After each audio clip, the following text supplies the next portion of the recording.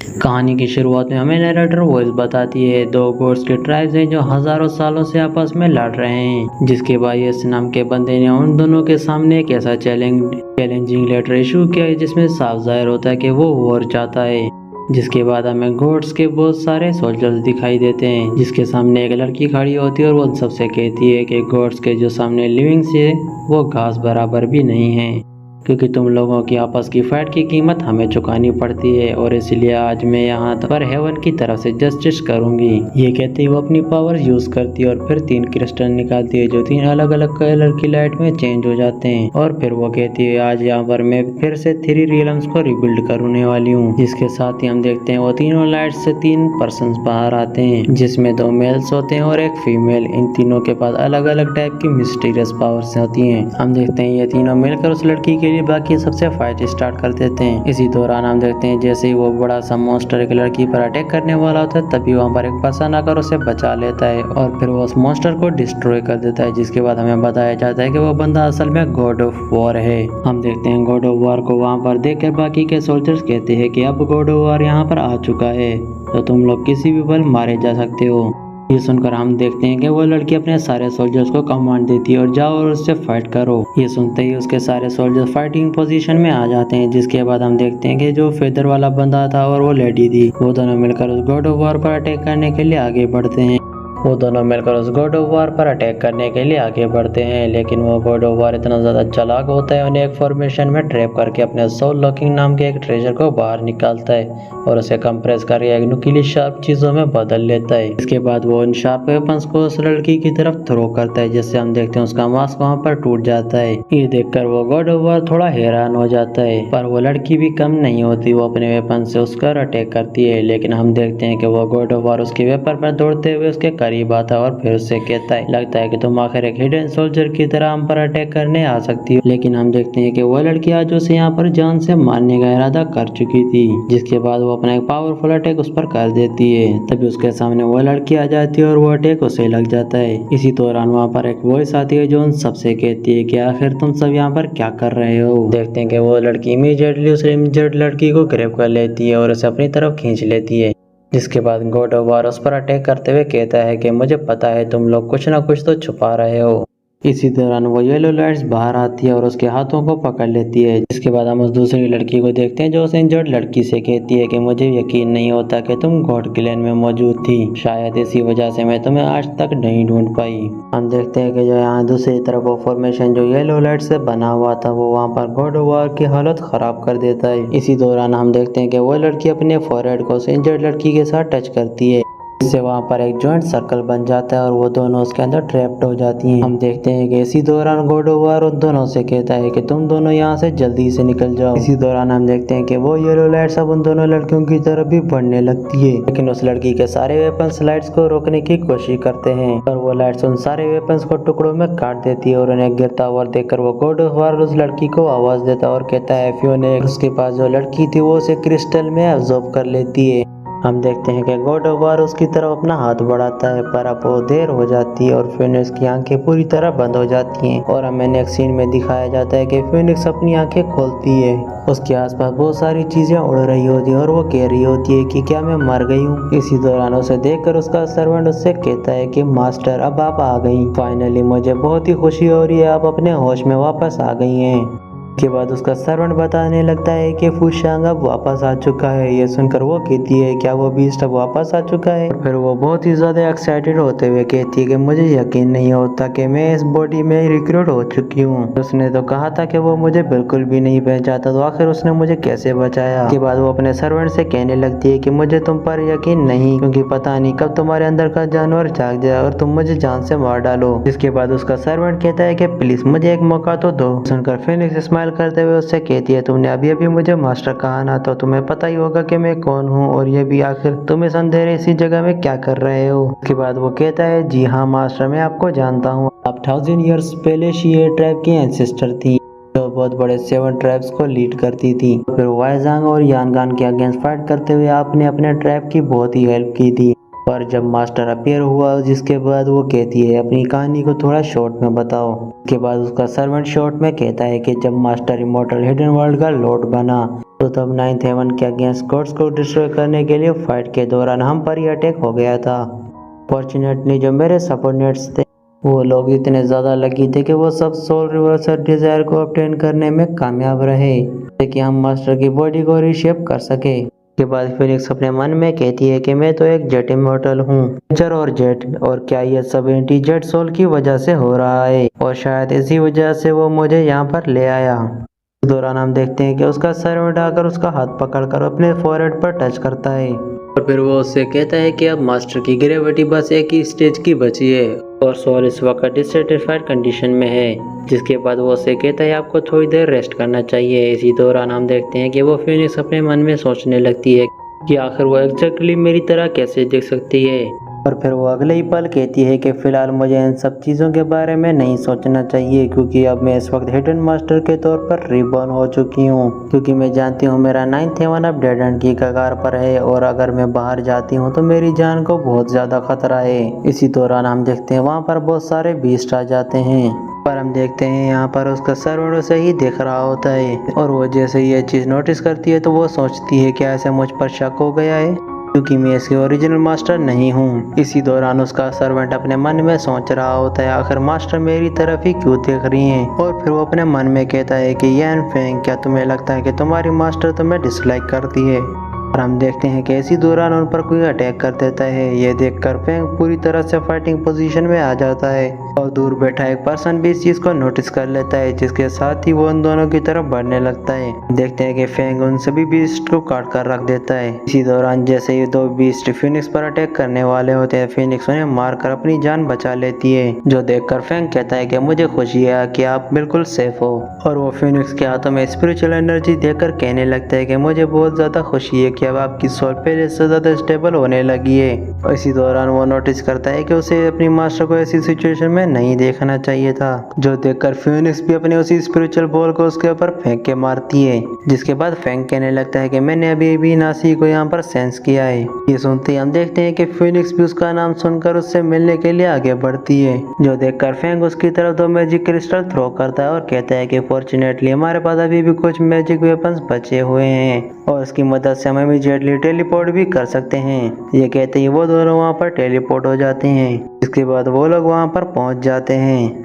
हम देखते हैं कि फेंग उससे कहता है कि मास्टर, आप अभी तक फुली रिकवर नहीं हुई है और मुझे नहीं लगता कि ये रिवेंज के लिए परफेक्ट टाइम है, तो इसलिए मैं चाहता हूँ कि आप फिलहाल के लिए इस मिशन को टाल दें और जैसे ही आप फिर से वो अपनी 3 हिडन पोजीशन को ऑब्टेन कर लें तो हम वापस से इनसे फाइट करने जरूर आएंगे। जिसके बाद वो अपने मन में थोड़ा सोचती है और कहती है अगर मैं हेवंस में पहुंच जाऊं तो मैं इनसे तो बच जाऊंगी। इसी दौरान फेंग कुछ अजीब चीज को सेंस कर लेता है और वो कहने लगता है कि मैंने सोचा था जब हम यहाँ पर आएंगे तो मुझे लोग दिखेंगे, पर यहाँ पर कोई बाहर क्यों नहीं आ रहा। इसके अगले पल हम देखते हैं कि वहाँ पर एक बेल बजने लगती है जिससे बहुत सारे ब्लैक स्मोक बाहर आते हैं, जो देखकर फेंग डिफेंडिंग पोजीशन में आ जाता है। ये देखकर फिनिक्स उसे कहने लगती है कि तुम इनकी बात कर रहे थे क्या। जिसके बाद फेंग उससे कहता है कि नहीं, असल में यहाँ पर तो व्हाइट और ब्लू स्मोक को बाहर आना चाहिए था, जो दिखने में बहुत ही ज्यादा क्यूट और मैजेस्टिक होते हैं। सभी को ये चीज बहुत ही ज्यादा पसंद आती है और किंग वांग मिंग एक व्हाइट और ब्लू स्मोक है। ये कहते ही हम देखते हैं कि फेंग उन सभी स्मोक से फाइट करना शुरू कर देता है। जैसे ही वो उन्हें हरा देता है तो वो एक क्यूट सी थिंग में बदल जाते हैं। ये सारा नजारा देखकर फिनिक्स अपने मन में सोचती है कि आखिर मैं यहाँ से कब आजाद होंगी। इसी दौरान हम देखते हैं वहाँ पर एक क्यूट सा रकून भी आ जाता है, जिसे देखकर फिनिक्स बहुत ही ज्यादा खुश हो जाती है।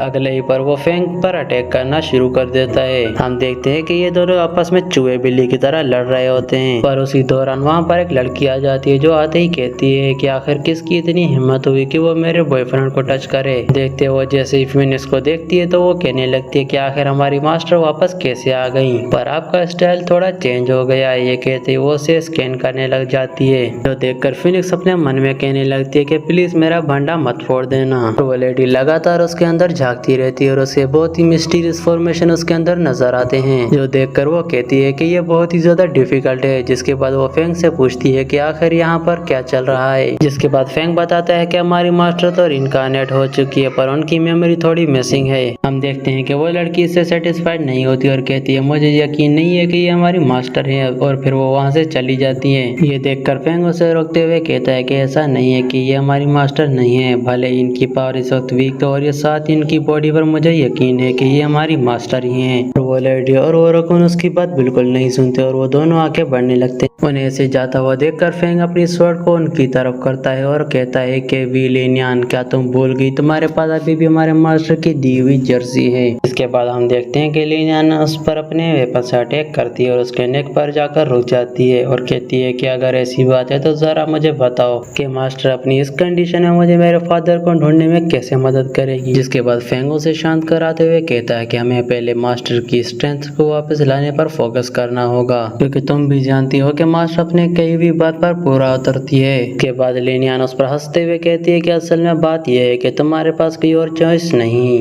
तुम मास्टर से इतना ऑब्सेस्ड हो कि तुम्हें कोई भी उन जैसा दिख जाए तो तुम उन्हें फॉलो करना शुरू कर दोगे, और मुझे पता है कि ये मेरी किसी भी हालत में मदद नहीं कर सकती। जिसके बाद हम देखते हैं कि फिनिक्स उसके पास आती है और कहती है अगर ऐसी बात है तो तुम बताओ, क्या तुम्हारे पास कोई और रास्ता है। हम देखते हैं कि लिनियन उसकी बात सुनकर थोड़ी देर के लिए खामोश हो जाती है और फिर कहती है कि अगर हम नासी की लाइफ सेविंग उस मैजिक वेपन को चुरा लें और सोल गैदरिंग टावर को भी, क्योंकि ये ट्रेजर इतना ज्यादा यूजफुल है कि इसे हम न सिर्फ किसी सोल को ट्रैक कर सकते हैं और बल्कि हम इसे और चीजों के लिए भी यूज कर सकते हैं। ये सारा प्लान सुनकर फिनिक्स उससे कहती है कि क्या तुम लोग उसे संभाल पाओगे। जिसे सुनने के बाद वो तीनों कुछ ज्यादा ही एक्साइटेड हो जाते हैं। जिसके साथ हम देखते हैं कि फेंग आगे बढ़ते हुए कहता है कि मेरी जब तक सांस है मैं मास्टर के लिए लड़ता रहूंगा। इसी दौरान हम देखते हैं कि लिनियन वहाँ पर अपने वेपन से एक जॉइंट फॉर्मेशन कास्ट करती है, जिससे वहाँ पर बहुत सारे ब्लैक स्मोक्स बाहर आते हैं। इसी दौरान हमें एक मिस्टीरियस पर्सन को दिखाया जाता है जिसे जंजीरों में बांध कर रखा होता है और फिर वो अपनी आंखें खोलता है। इसके बाद हम लिनियन को देखते हैं जहां पर वो अपने मैजिक फॉर्मेशन से एक बीस्ट को पकड़ती है और फिर वो उसे फिनिक्स को देखते हुए कहती है कि मास्टर जल्दी से इसे खा लीजिए,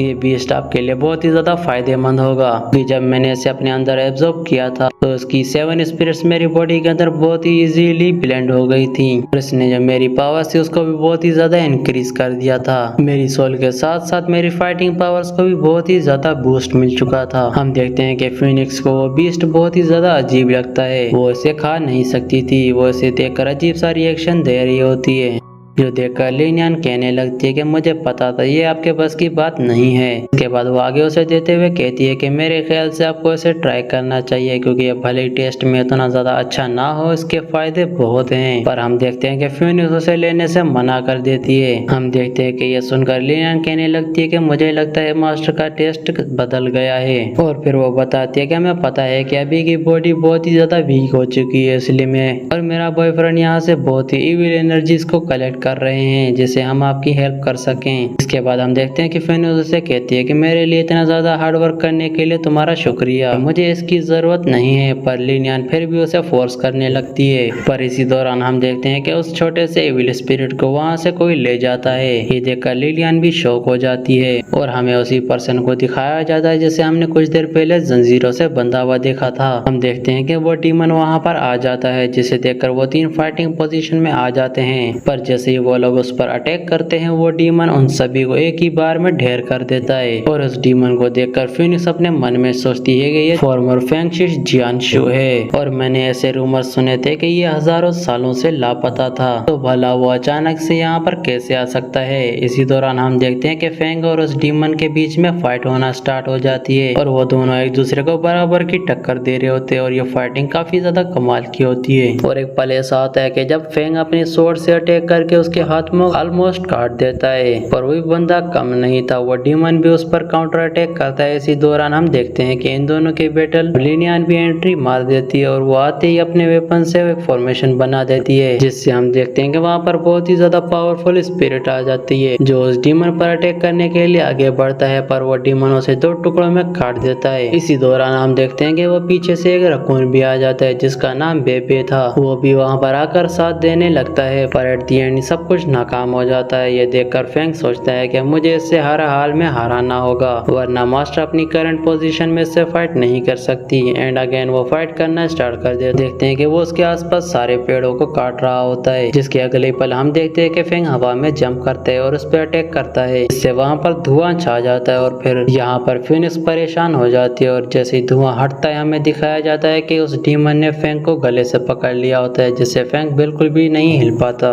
पर उसके आखिरी शब्द यही होते हैं कि मास्टर प्लीज यहाँ से चली जाओ। ये देखकर हम देखते हैं कि फिनिक्स को बहुत ही ज्यादा बुरा लगता है, उसे फेंग के लिए बहुत ही ज्यादा बुरा लगता है। जिसके बाद उसे वो सीन्स याद आते हैं जहाँ पर फेंग बस मास्टर मास्टर मास्टर की रट लगाए रहता था। और ये देखकर हम देखते हैं कि वो अपने हाथों में थोड़ी सी स्पिरिचुअल एनर्जी को कलेक्ट करती है और उस डीमन पर अटैक करती है, जिससे उस डीमन का ध्यान फिनिक्स की तरफ आ जाता है और वो फेंग को छोड़ देता है। जिसके बाद हम देखते हैं कि वो डीमन उस पर लगातार अटैक करने लगता है और वो दोनों हवा में जंप करते रहते हैं, एक दूसरे पर अटैक करते और डॉज करते हुए वो दोनों काफी ज्यादा बिजी हो जाते हैं। जिसके बाद फिनिक्स उसे बचते बचाते घर के ऊपर आकर पहुंच जाती है और वो अपने मन में सोचती है कि अब तो मैं गई काम से। जैसे ही वो डीमन उसे जान से मारने के लिए आगे बढ़ता है हम देखते हैं वहाँ पर हवा में एक लाइट चमकने जो कि पर्पल लाइटनिंग की तरह दिखती है।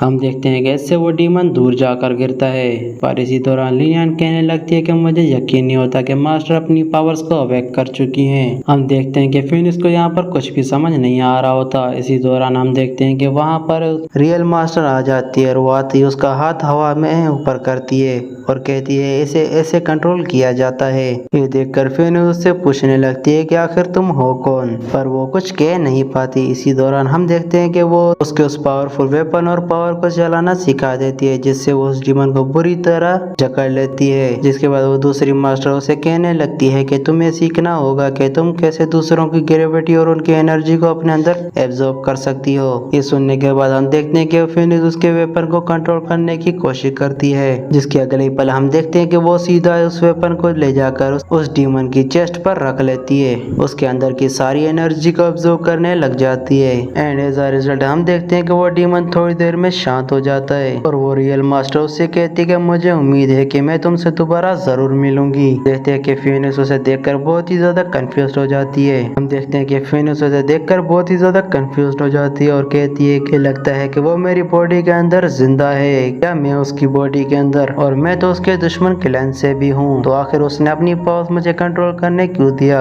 इसके अगले पल वो कहती है चाहे जो हो जाए मुझे ये सारी खबर जल्द से जल्द हेवन में रिपोर्ट करनी होगी। पर हम देखते हैं कि यहाँ पर दूसरी साइड पर अलग ही कहानी चल रही होती है, क्योंकि यहाँ पर वो तीनों उस डीमन से बदला लेने के लिए रेडी हो जाते हैं। उससे कहते हैं कि तुम्हारी हिम्मत कैसे हुई, हाँ तुमने मुझे जान से मारने की कोशिश की और तुमने मेरे बॉयफ्रेंड को तोड़ने की कोशिश की। हम देखते हैं कि वो डीमन अगले ही पल कहने लगता है कि तुम्हारी ये सोल लॉकिंग टेक्निक न मुझ पे काम नहीं करने वाली, क्योंकि तुम चाहे जितनी भी कोशिश कर लो मैं जानता हूँ कि तुम असली मास्टर नहीं हो। जिसके बाद लिनियन कहने लगती है कि लगता है इसका दिमाग खराब हो गया है। जिसके बाद हम देखते हैं कि बेबी उससे कहने लगता है कि अगर ये टफ फाइटर नहीं होता तो बॉस तुम्हें यूं चुटकियों में यहाँ पर जान से मार देती, पर वो तुम्हें अपने लिए यूज करने चाहती हैं। और यहाँ पर उस रकून को यानी बेबी को बात करते हुए देखकर फिनिक्स बहुत ही ज्यादा हैरान हो जाती है और कहती है तुम बोल भी सकते हो। इसके बाद बेबी बोलने लगता है कि पहली बात तो यह है कि मैं एक पांडा मास्टर हूँ, ना कि कोई रकून, और शायद आपकी मेमोरी चली गई है इसी वजह से आपको याद नहीं। मैं 1000 ईयर्स से बोल सकता हूँ। इसी दौरान वो डीमन फिनिक्स के पास जाते हुए कहता है कि मैं जानता हूँ तुम मेरी असली मास्टर नहीं हो, पर तुमने मुझे डिमोनिक पावर से आजाद किया है, तो इसलिए बताओ आखिर तुम मुझसे क्या चाहती हो। इसके बाद लिनियन कहती है चलो फिर हमारे साथ आओ, क्योंकि हम 3 मिसिंग सोल्स को ढूंढ रहे हैं। इसके बाद फेंग कहता है कि हाँ क्योंकि तुम बहुत ही ज्यादा चार्मिंग हो, तो मुझे यकीन है जब सोल गैदरिंग टावर पर हम जाएंगे तो हमारे लिए सिचुएशन बहुत ही ज्यादा आसान हो जाएगी। इसी दौरान फिनिक्स अपने मन में सोचती है कि अब मैं क्या करूं, मुझे तो इन लोगों से छुटकारा चाहिए, पर यहाँ देखो मैं तो इनके साथ फंस गई। जिसके बाद लिनियन कहने लगती है पर हमें उन मेन हॉल में एंटर होने के लिए कोई बहुत ही सुंदर लेडी की जरूरत होगी। इसी के साथ सीन शिफ्ट होता है और हमें उसी पवेलियन का सीन दिखाया जाता है जहाँ जहाँ पर से सोल गैदरिंग टावर का रास्ता है। यहाँ पर सभी लोग पहुँच जाते हैं। साथ ही हम फैंग को देखते हैं जो कि यहाँ पर बहुत ही ज्यादा एम्बेरेस फील कर रहा होता है। वो वहाँ पर जाते जाते अपने चेहरे को छुपाने लगता है और वो अपनी नजरों को छुपाते हुए बस यहाँ से वहाँ उनके साथ जा रहा होता है। साथ ही उसे इसलिए शर्म आती है क्योंकि उसने लड़की का गेटअप किया हुआ होता है। हम देखते हैं कि लिनियन भी उसे चढ़ाने लगती है। इसी दौरान वहाँ पर एक हैंडसम लड़का आ जाता है जो आते ही फिनिक्स को अप्रोच करने की कोशिश करता है। हम देखते हैं जैसे ही वो उसके साथ फ्लर्ट करने की कोशिश करता है तो इसी दौरान शेजोन आ जाता है और कहता है ऐसे दूर रहो, और एक लड़की को स्वॉर्ड के साथ देखकर वो भी हैरान हो जाता है। जिसके बाद हम देखते हैं ये लोग थोड़ा आगे चले जाते हैं। इसके बाद वो लोग जैसे ही एक हॉल में पहुंचते हैं वहाँ पर लिनियन कहने लगती है काश वो डीमन भी हमारे साथ आता, मैं भी उसे लड़की की गेटअप में देखना चाहती थी, पर वो तो एक नंबर का खड़ूस निकला, वो तो यहाँ तक भी नहीं आया। इसी दौरान हम देखते हैं कि बेबे वहाँ पर भागते हुए आता है और ये यहाँ लड़की के गेटअप में आया था और वो यहाँ पर आते ही कहने लगता है कि मैंने सब कुछ पता कर लिया है, लू जल्दी से यहाँ पर मीटिंग स्टार्ट करने वाला है। इसी दौरान हम वहाँ पर एक और जेंटलमैन को देखते हैं जहाँ पर स्वॉर्ड से फाइट कर रहा होता है और वो फिनिक्स को देखकर उसके सामने आ जाता है। फिनिक्स की नजरों से देखकर ठहर जाती हैं और इसे देखकर लिनियन से कहने लगती है क्या बात है मास्टर, क्या वो लड़का आपको पसंद आया? जिसके बाद हम देखते हैं सुनने के साथ ही बेबी उसके पास चला जाता है और उसे कहता है कि चलो फिर इसे हम पकड़ लेते हैं और मास्टर को ऐसा गिफ्ट देंगे। जिसके बाद फिनिक्स बहुत ही ज्यादा शर्माने लगती है और फिर वो अगले ही पल कहती है कि हमें इसकी जरूरत नहीं, फिलहाल के लिए हमें हमारे मिशन पर फोकस करना चाहिए। इसी दौरान वहाँ पर एक और बंदा आ जाता है जिसकी चाम से मौजूद सभी लड़कियां उस पर देखने लगती हैं और कहती हैं देखो आखिरकार वैन आ गया। और जिसके बाद वैन वहाँ पर आता ही फिनिक्स से कहने लगता है कि मुझे तुमसे मिलकर बहुत अच्छा लगा, मुझे खुशी है कि तुम आज यहाँ हमारे पेविलियन पर आई हो। और अगले पल हम देखते हैं कि वो अपने घुटनों पर बैठकर उसके हाथ को पकड़ उसे किस करने वाला होता है, पर इससे पहले वो कुछ करता फिनिक्स उससे दूर हट जाती है। ये देखकर वो उसके कान में कहता है कि मुझे तुम बहुत ही ज्यादा पसंद आई और मैं चाहता हूँ कि आज रात तुम मुझसे मिलो। पर हम देखते हैं कि वो उससे पहले कुछ कह पाता फेंक तब अपनी स्वॉर्ड उसके सामने कर देता है और कहता है कि हमारी मास्टर ना बिजी हैं तो तुम उससे दूर रहो। ये बात समझ में आ गई अब तुम्हें? और उस पवेलियन मास्टर के गले पर किसी को ऐसे तलवार तानता हुआ देखकर वहाँ पर मौजूद सभी लोग बहुत ही ज्यादा शौक हो जाते हैं। देखते हैं कि फिनिक्स को ऐसे काम में हुआ देखकर लिनियन कहने लगती है कि आप सच में हमारी मास्टर होने की वर्दी हो, क्योंकि ऐसी सिचुएशन में आप बिल्कुल भी नहीं घबरा रही, पर असली नजारा तो हमें दिखाया जाता है। हमें जैसे राइट साइड से दिखाया जाता है हम देखते हैं कि फिनिक्स बुरी तरह से कांप रही होती है। जिसके बाद हम देखते हैं कि फिनिक्स फैंग से कहती है कि अपनी स्वॉर्ड नीचे करो।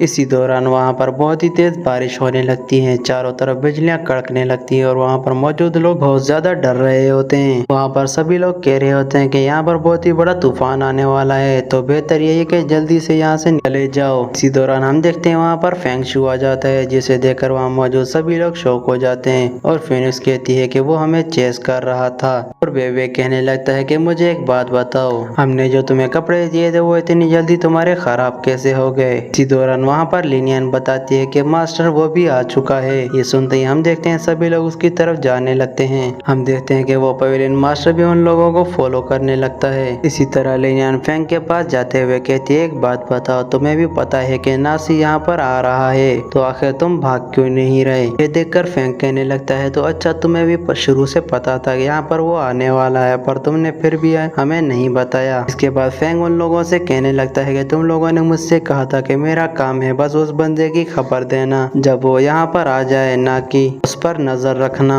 इसी दौरान हम फिनिक्स को देखते हैं जो नासी का नाम सुनकर उसकी तरफ दौड़ने लगती है और सोचती है कि काश अब तो मैं बच जाऊंगी। और जैसे ही वो फाइनली उसे देखती है तो वो उसकी तरफ तेजी से दौड़ने लगती है, पर तभी पीछे से लिनियन आकर उसे रोकते हुए कहती है कि बॉस आप भूलो मत, आपकी कंडीशन इस वक्त बहुत ज्यादा वीक है और हम चाहते हैं कि हमें इस वक्त यहाँ से रिट्रीट करना चाहिए। भले ही आप चाहती हो कि आप इसे जान से मार दो, पर हम ऐसा नहीं चाहते क्योंकि हम चाह कर भी इसे यहाँ पर नहीं डिफीट कर सकते। जिसके बाद नासी कहता है कि मैं यहाँ पर फाइट के लिए नहीं आया हूँ, मुझे तो बस वो चाहिए। ये सुनने के बाद हम देखते हैं कि वो वहाँ पर मौजूद सभी लोग बहुत ही ज्यादा शौक हो जाते हैं और बाकी सभी लोग ये सुनने के बाद फाइटिंग पोजीशन में आ जाते हैं। जिसके अगले ही पल हम देखते हैं कि बेबे और फैंग दोनों मिलकर उस पर अटैक करने के लिए आगे बढ़ते हैं, जो देखकर वो बंदा कहने लगता है तुम दोनों मेरे सामने ना कुछ भी नहीं हो और प्लीज मुझे जो चाहिए वो मुझे चुपचाप दे दो, मेरा टाइम जाया मत करो। ये कहते वो बिना हाथ पैर हिलाए बस अपनी पावर के ओर से उन दोनों को दूर झटक देता है।